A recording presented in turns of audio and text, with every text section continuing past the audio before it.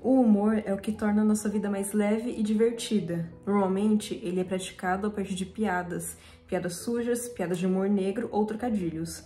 O ser humano sempre adorou o humor. Tínhamos bobos da corte e agora temos o stand-up, apesar de que eu particularmente preferiria um bobo da corte. Mas você já parou pra pensar em qual é a piada mais antiga do mundo? Ou no que os antigos achavam graça? Se sim, nesse vídeo eu vou falar sobre o humor, as piadas e um pouco de literatura na antiga Mesopotâmia. Vamos lá? Oi, eu sou a Vitória e nesse vídeo eu vou falar um pouco sobre o humor, um pouco de literatura e sobre piadas mesopotâmicas. Eu vim aqui no começo do vídeo só para explicar que esse vídeo vai ser um pouco várias leituras de pequenos textos que eu escolhi como exemplo. Então vai ser basicamente um stand-up ancestral. Vai ser um stand-up mesopotâmico, digamos assim. Eu não sou comediante, minha intenção não é de fazer rir, é simplesmente mostrar piadas e textos incríveis da época. Mas para começar, eu gostaria de falar que os mesopotâmicos, eles costumavam gostar de um humor crítico mesmo. De criticar a sociedade, de criticar o comportamento humano, e para isso, como exemplo disso, eu decidi pegar um texto chamado At the Cleaners. Meu inglês não é a melhor coisa do mundo, mas é um texto babilônico que é datado por volta de 2000 a 1000 a.C. E nesse texto, provavelmente, ele era pra criticar os ricos, assim, pra fazer uma zombaria de quem era rico e se achava mega superior, porque o texto é basicamente um lavador de roupas e uma pessoa rica e mimada que fica ensinando esse lavador de roupas e sendo completamente insuportável. E eu vou fazer a leitura do texto agora, que provavelmente as pessoas achavam graça na época. Vamos lá, lavador de roupas. Eu vou lhe dar ordens para que você limpe minhas vestes. Você vai dispor a franja e a bainha. A parte da frente você dobrará para dentro, e os pedaços restantes você deve tirar. Com uma pasta grossa, você vai afundar a roupa. Com o coador, você deve coá-la.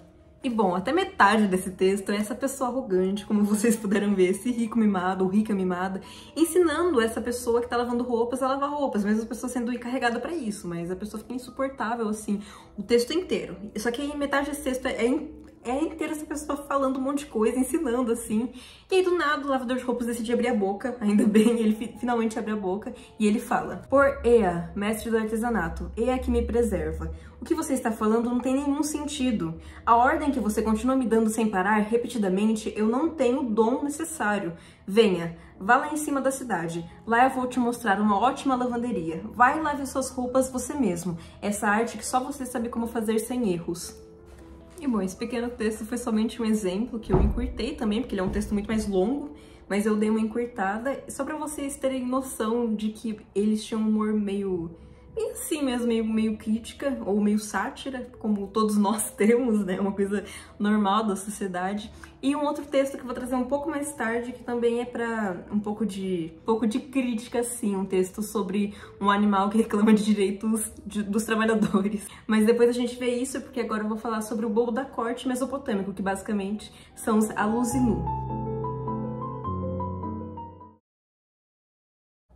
Pra você que não sabe, o bobo da corte era uma pessoa encarregada de fazer a nobreza, de fazer o rei rir. Seja fazendo peripécias, vestindo roupas engraçadas, ensinando alguma coisa, fazendo piadas, fazendo bobeira, caindo, coisa assim. Era basicamente um palhaço, literalmente um palhaço que fazia o rei rir. E normalmente a gente associa essas figuras à Idade Média. Eu associava essas figuras à Idade Média. Mas com uma pequena pesquisa eu descobri que tinha até mesmo na Grécia Antiga. Mas não vamos falar sobre a Grécia Antiga aqui, porque agora a gente tá aqui pra falar sobre Mesopotâmia. E na Mesopotâmia também tinha o bobo da corte mesopotâmico, que era o Aluzinu. O Aluzinu era uma figura encarregada de levar humor e diversão, claro. Normalmente os Aluzinus, eles eram homens, eles atuavam todos em conjuntos em festivais, em festivais religiosos, em casamentos, até mesmo em funerais, coisas assim da nobreza. E basicamente eles atuavam todos juntos com um grupo de coro ou de músicos. O Aluzinu, assim como o bobo da corte, também costumava usar roupas bem excêntricas e coloridas. Em uma fonte fala que ele tinha cerca de 60 chapéus mega extravagantes e 35 pares de sapatos, só que não era cerca de tipo, só um Aluzinu usando isso, como eu falei, era um grupo de Aluzinu. Então era como se fosse um grupo de artistas que compartilhavam ali a mesma roupa para ficar entretendo os mais ricos, os reis e as rainhas. Basicamente, o Aluzinu, ele costumava recitar alguns textos, como se fosse um ator de teatro mesmo. Esse negócio inteiro do Aluzinu é muito teatral. E ele recitava essas coisas, normalmente ele zombava de práticas religiosas, ele fazia umas piadas meio nojentas. tipo, escatológicas quase, piadas nojentas, zombando de todo mundo, e provavelmente essas piadas não eram escritas por alusinus, provavelmente era por algum dono ali dos alusinus, não dono, mas basicamente, sabe, um diretor, digamos assim, alguém que comandava, assim, mas eles compartilhavam entre si, entende? E bom, agora chegou a minha parte favorita, onde vou ler algum desses textos dos alusinus, e eu vou tentar entreter vocês, provavelmente não vai dar certo, mas eu vou ler aqui, e eu vou começar lendo o primeiro texto. O leão pode assustar, eu também posso rugir alto. O leão pode balançar o rabo, eu também posso balançar o meu. Sou confiável como uma peneira, confiável como uma armadilha. Canto como uma mula, roubar é uma abominação para mim. Tudo que eu vejo não fica onde estava. Entre as mulheres não há outra como eu. Meus braços são como os de um elefante. Meu rosto é igual ao de uma hiena. Sou alta como uma tartaruga. Não há nenhuma igual a mim. Pô, esse texto aqui não tem nenhuma crítica específica, não tem nenhuma piada específica, eu não achei tanta graça assim, mas eu decidi trazer, né? E os mesopotâmicos, eles também achavam muito engraçado esse humor meio animal, se referindo aos animais. Eu vou falar sobre isso depois também, então eu não vou começar a adiantar as coisas. Mas esse foi o primeiro texto, e agora eu vou para o segundo texto. Aluzinu, o que você pode fazer? De toda a arte do exorcismo, nada e ninguém está além de mim. Aluzinu, como você exorciza? Eu vou até a casa assombrada, preparo a água sagrada, amarro o bode expiatório, esfolo um jumento e o encho de palha. Faço vários feixes de juncos. Acendo o fogo e jogo ali dentro. Claro, eu poupo os limites da casa e os arredores, mas os demônios dentro da casa, a serpente e o escorpião, esses não são poupados. Bom, esse daqui eu achei um pouco mais de graça, porque basicamente a graça disso tá sendo que o Aluzinu tá se achando pra caramba com alguém que tá perguntando como que ele exorciza, porque ele é incrível, basicamente. E o jeito que ele exorciza, em vez de ele fazer um ótimo trabalho, ele simplesmente taca fogo na casa com tudo. Ele taca fogo na casa com tudo, expulsa os demônios, expulsa as pessoas, expulsa a casa também, né? A casa vai estar inteira queimada, e nisso eu achei um pouco de graça, pra ser sincera. Mas agora vamos para o terceiro texto. Em Tashrit, o que você come? Aluzinu responde: você deve comer óleo estragado com cebolas e de sobremesa mingau de pena de frango. Em Arasamna, o que você come? Aluzinu responde: você deve comer fezes de jumento e trigo com leite azedo. Em Shabbat, o que você come? Aluzinu responde: você deve comer um ânus de jumento inteiro, recheado com fezes de cachorro e sujeira de mosca. Tá bom, esse me fez sim, eu vou fazer uma review aqui de todas as piadas. Esse me fez sim mesmo, eu achei engraçado ele falando que come ânus de jumento, porque é engraçado você pensar uma pessoa de milênios atrás pensando nessas coisas. Mas basicamente todos esses nomes que eu falei no meio do texto são nomes de meses. Então, por exemplo, quando ele fala em Shabbat, que ele come ânus de jumento, ele tá falando basicamente em janeiro ou fevereiro, que ele come ânus de jumento. Então a pessoa tá perguntando a dieta dele, que é completamente maluca e nojenta. E eu espero que vocês tenham gostado do Aluzinu. A última piada eu achei a mais engraçada, sobre fezes de jumento, ânus de jumento. Essa eu achei graça. E agora, finalmente, eu vou falar sobre o humor animal dos mesopotâmicos. E bom, agora falando do humor animal que eles tinham, toda sociedade tem um tipo de humor animal, toda geração. Hoje a gente acha graça em macaco vestido com roupa de gente, em gatinho fazendo peripécia, gatinho beijando o outro, cachorro fazendo peripécia, caindo, fazendo qualquer coisa. E os mesopotâmicos, claro que não iam ser diferentes, eles achavam muita graça em um animal agindo de uma maneira humana. Como, por exemplo, nesses desenhos que eu vou mostrando, esse desenho de Marpa Suméria, por exemplo, onde tem muitos animais agindo como humanos. E é uma coisa engraçada, uma coisa legal, não vamos mentir assim. Mas agora voltando ao humor animal, eles também tinham uma prática bem circense, eles treinavam os animais para tocar instrumentos, para fazer algumas coisas ali, para fazer as pessoas rirem, para apresentações basicamente, assim como num circo. E o principal animal usado para isso era o macaco, por motivos óbvios. E como eu falei antes do texto onde basicamente falava um pouco de direito dos trabalhadores, mas provavelmente com uma metáfora de animais, mas ao mesmo tempo as pessoas veem como uma coisa de direito dos trabalhadores, de criticando o chefe que era malvado, de criticando as condições ruins de trabalho. Eu vejo assim também, mas eu também vejo um pouco de uma certa coisinha de falar sobre esse jeito de tratar os animais, de obrigar os animais a treinarem de tal jeito para os humanos, para nós acharmos engraçados. Assim como as pessoas hoje são contra elefantes trabalhando em circo, por exemplo, eu não duvido que um mesopotâmico era contra um macaquinho trabalhando para fazer a gente rir e escreveu essa carta. E o nome desse texto que eu vou ler, inclusive, é Carta de Ugubi para sua mãe. Viajante, viajante, diga à minha mãe o que Ugubi diz. Urim é a cidade alegre de Nana, mas eu me sento atrás da porta da casa do chefe dos músicos em Eridug, a cidade abundante de Enki. A saudade me consome, eu não quero morrer porque o pão nunca está fresco, e muito menos a cerveja. Envie um mensageiro para mim, é urgente. E bom, como eu falei, esse texto poderia ser um jeito de falar sobre esse maltrato dos chefes, sobre esse aproveitamento que as pessoas tinham do talento dos animais ou dos humanos também, né? Obviamente com um chefe muito rígido, um chefe ruim, com péssimas condições de trabalho, onde não tinha nem o que comer, basicamente. E para concluir isso do animal agindo como ser humano, os mesopotâmicos escreviam muitas coisas de textos onde os animais se apresentavam aos humanos, onde os animais falavam, onde eles tinham emprego, tinham tal coisa, tinham problemas. Muitos mesmo, assim como, por exemplo, as fábulas de Êxopo, que elas poderiam trazer alguma mensagem ali. E um desses textos que eu escolhi para trazer aqui é um texto chamado Um Debate entre um Peixe e um Pássaro.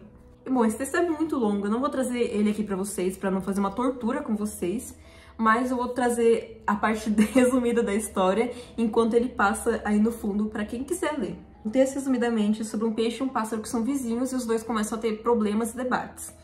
Os problemas começaram quando os barulhos do pássaro começaram a irritar o peixe.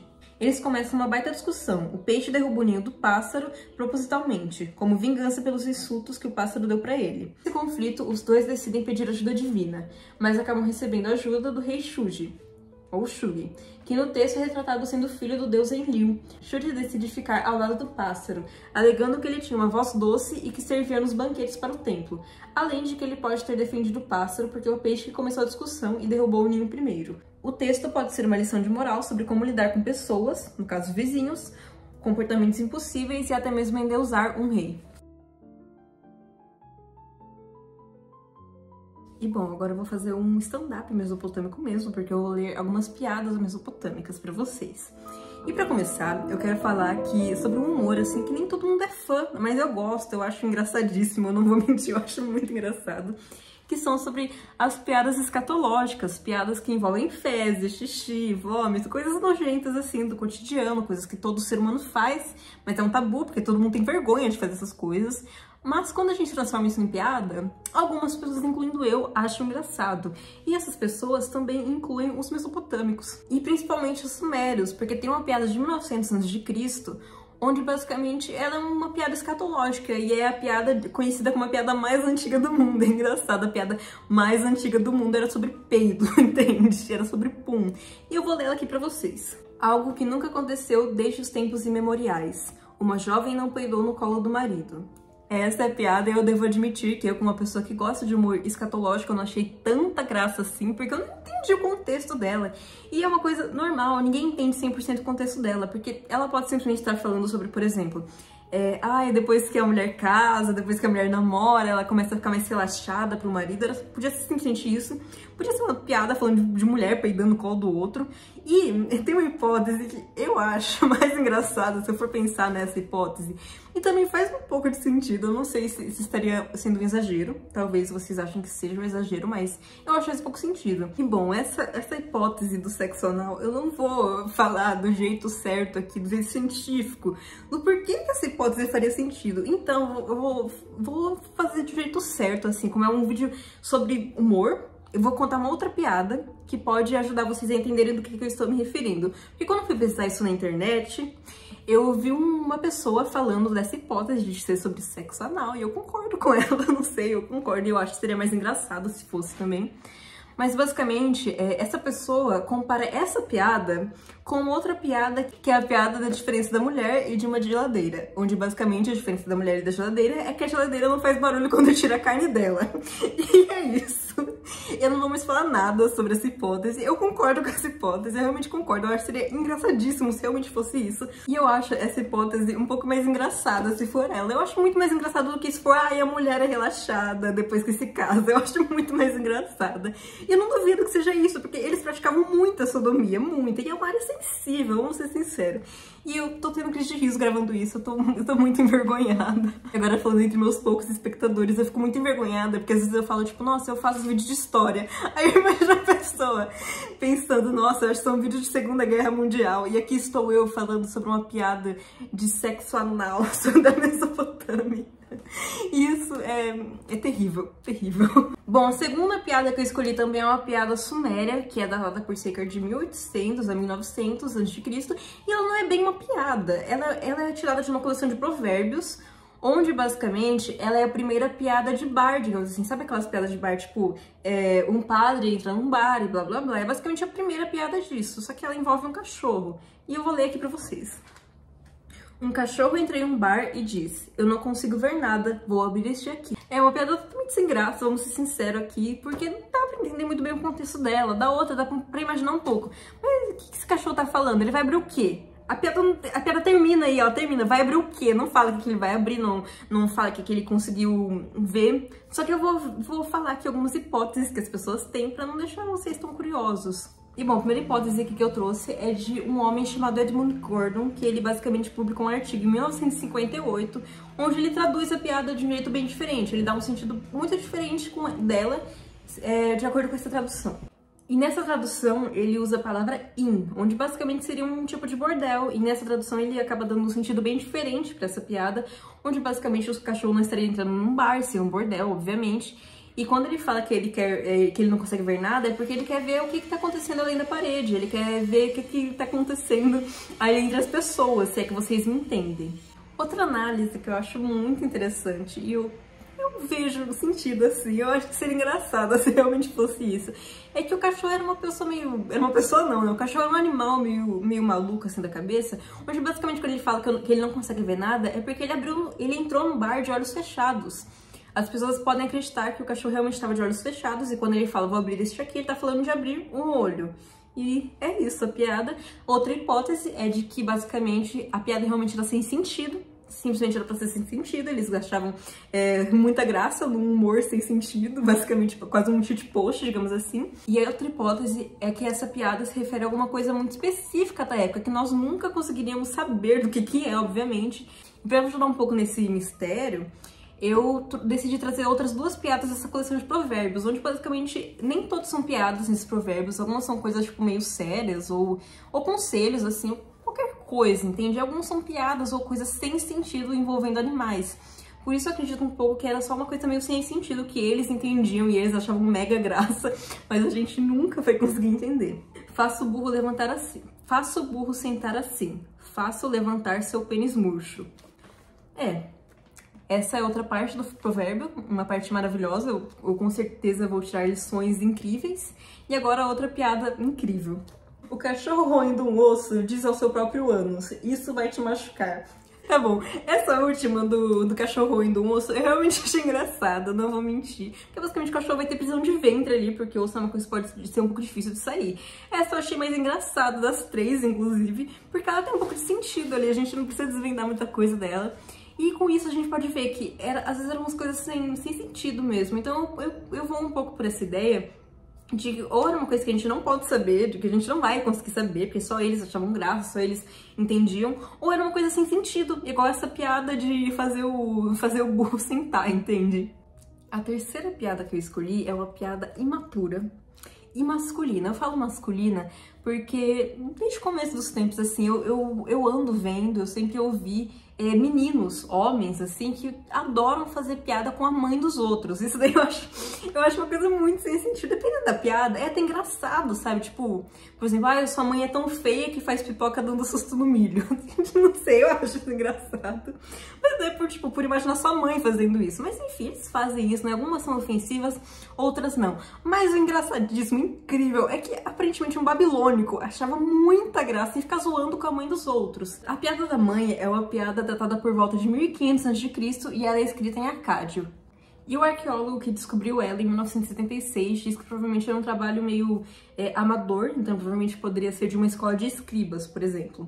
E na verdade essa piada da mãe, ela tava junto com uma coleção de outras piadas. Eu vou trazer alguma dessas outras piadas que basicamente eram piadas tipo o que é, entende? Você vai perguntando assim, a pessoa vai respondendo, e essa é a graça. Em sua boca e em seus dentes, constantemente te encarava, no jarro do Senhor. O que é isso? Cerveja. A garota deflorada não ficou grávida. A garota virgem ficou grávida. O que é isso? Forças auxiliares. O que eles queriam dizer com essas forças auxiliares, a gente não vai saber. E agora, finalmente, a piada da mãe, que eles achavam muita graça ofender a mãe dos outros, é essa. da sua mãe é por aquele que tem relações com ela. O que é e quem é? Sem resposta. E bom, esse sentido dessa piada é porque o comecinho dela tá um pouco indecifrável, digamos assim, então a gente não consegue saber o que tava falando antes, só que provavelmente era uma piada do tipo, sua mãe é tão feia que ninguém quer fazer sexo com ela, entende? E agora essa última piada que eu decidi contar pra vocês é muito mais longa, por isso que eu deixei por último, mas ela também é uma história, eu vejo mais como uma história e não tanto como piada. Em alguns pontos eu acho engraçadinha, mas eu vejo mais como história. Ela é da Suméria, é datada por volta de 1200 a.C. e é chamada de Three Ox Drivers from Adab. E agora eu vou fazer a leitura dessa piada. Haviam 3 amigos, cidadãos de Adab, que acabaram entrando em uma disputa entre si. Eles se questionaram muito sobre o assunto e decidiram buscar ajuda com o rei. Nosso rei, nós 3 somos condutores de bois. O boi pertence a um homem, a vaca pertence a um homem e a carroça pertence a outro homem. Ficamos com sede e não tínhamos água, então dissemos ao dono do boi: talvez se você buscasse um pouco de água, nós poderíamos beber. O dono do boi respondeu: mas e se meu boi for devorado por um leão? Eu não vou abandonar meu boi. Dissemos ao dono da vaca: talvez se você buscasse um pouco de água, nós poderíamos beber. O dono da vaca respondeu: mas e se a minha vaca fugir para o deserto? Eu não vou abandonar minha vaca. Então dissemos ao dono da carroça: talvez se você buscasse um pouco de água, nós poderíamos beber. E o dono da carroça respondeu: mas e se a carga da carroça acabar se soltando sozinha? Eu não vou abandonar a minha carroça. Vamos todos juntos. Vamos juntos e voltaremos juntos. Mesmo amarrado, o boi conseguiu subir na vaca. Então, ela deu à luz a um filhote, um bezerro. O bezerro começou a mastigar a carga da carroça. Mas afinal, de quem era esse bezerro? Quem iria cuidar do bezerro? O rei não lhes deu uma resposta, mas foi buscar a opinião de uma prisioneira. Bom, agora cortando aqui, que essa é a piada inteira. Essa é a piada inteira. Quando você pesquisa um pouco dessa piada, as pessoas costumam resumir só nessa parte do bezerro mastigando a carroça, e a graça foi porque eles ficaram tanto tempo debatendo sobre isso que no fim todos eles se ferraram e deu tempo, eles demoraram tanto que deu tempo da vaca dar à luz. A piada seria basicamente essa. E o bezerro também ia destruir a carroça, então ia todo mundo meio que se ferrar. Mas o texto não acabou. O texto tem algumas partes que são indecifráveis, tem muitas linhas faltando também, e eu vou continuar aqui mesmo assim, mas a piada acaba por aí, é onde eu acho graça. O rei não lhe deu resposta, mas foi buscar a opinião de uma prisioneira. E aí, basicamente, nessa parte, o rei conta toda a história de novo pra prisioneira, repetindo, e também tem 35 linhas faltando. E essas 35 linhas que faltam, provavelmente eram muito importantes, porque depois, no final do texto, vira uma coisa meio sem sentido, com algumas coisas que a gente nem sabe. Tipo, falando da esposa de um dos caras, nem tava falando da esposa dele, entende? Mas vira uma coisa meio sem sentido, por isso que eu acho melhor cortar a piada um pouco mais cedo. A prisioneira continua falando sua opinião ao rei. Bom, agora o dono do boi, seu campo, depois que seu boi foi devorado por um leão, seu campo, o herói, como um montanhês, um cachorro, o boi, um homem forte em seu campo. Agora, o dono da vaca, sua esposa. Depois de sua vaca ter fugido para o deserto, sua esposa caminhou pelas ruas. Depois de sua vaca ter dado à luz, o herói, caminhando pela chuva, sua esposa, a si mesma. A ração do boi, que ele transformou em sua, fome. Sua esposa vive com ele em sua casa, sua amada. Agora, o dono da carroça, depois de ter abandonado o seu, e a carga ter saído da carroça, e depois ter levado o seu para dentro de sua casa, será obrigado a deixar a sua casa. Seu bezerro, que começou a mastigar a carga da carroça, será em sua casa. Quando ele tiver se aproximado do herói de braços abertos, o rei, tendo tomado conhecimento do seu caso, fará com que seu deixe sua casa. O boi, que participou de minha sabedoria, não deverá se opor a ela. A sua carga não retornará. Quando o rei se despediu da prisioneira, o coração dos 3 homens estavam insatisfeitos com a resposta. O homem que odiava sua esposa deixou sua esposa. O homem seu abandonou seu. Com grandes discursos, o caso dos 3 homens de Adab foi resolvido. Par-Nijin-Jara, seu sábio, seu erudito, o deus de Adab, foi seu escriba. Bom, no fim dessa história fala sobre o dono da vaca tendo largado a esposa e aparentemente o dono da carroça tendo ficado com o bezerro por um tempo. Mas como eu falei, pra mim essa piada tem muito mais graça se ela simplesmente cortasse na parte que fala que o bezerro começou a mastigar a carroça e a carroça caiu e todo mundo se ferrou. Porque aí teria um pouco mais de sentido também, mas eu decidi trazer o resto. E bom, esse foi o vídeo sobre piadas e humor, e um pouco de literatura também na Mesopotâmia. Eu espero que vocês tenham gostado do humor animal, do humor escatológico e dos outros tipos de humor. E eu espero que vocês tenham achado interessante também, porque eu achei esse tipo de coisa muito interessante. O que fez eu gravar esse vídeo foi uma pequena curiosidade que eu tive de quais foram as primeiras piadas, entende? E eu achei muito mais interessante falar sobre a Mesopotâmia, porque foi o início, entende? São as coisas mais antigas que a gente tem evidências. E eu espero que vocês tenham gostado. Esse vídeo foi incrível de gravar, porque eu fiquei com crise de riso o tempo inteiro, então pra mim foi engraçado. Não sei se pra vocês foi, eu não tenho habilidade de comédia, mas é isso, gente. Até o próximo vídeo. Tchau!